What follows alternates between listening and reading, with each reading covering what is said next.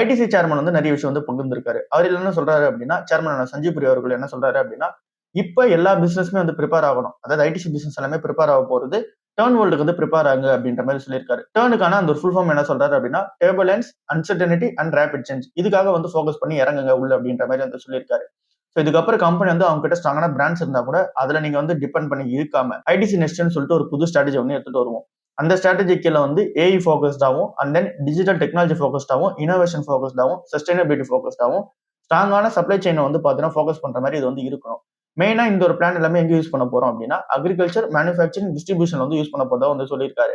ITC வந்து அவங்களோட எல்லா பிசினஸையும் கனெக்ட் பண்ணி ஒரே இடத்துல வந்து பாத்தீங்கன்னா யூஸ் பண்ண போறாங்க. அதனால பெட்டர் எஃபிஷியன்சி வந்து இருக்கும் அப்படின்ற எக்ஸ்பெக்டேஷன்ஸ். 3ல 2 மடங்கு ஐடிசியோட ரெவன்யூ வந்து வரது நான் சீக்ரெட் பிசினஸ்ல இருந்து வர ஆரம்பிச்சிருக்கு. இது ஒரு நல்ல சைனா வந்து இருக்கு.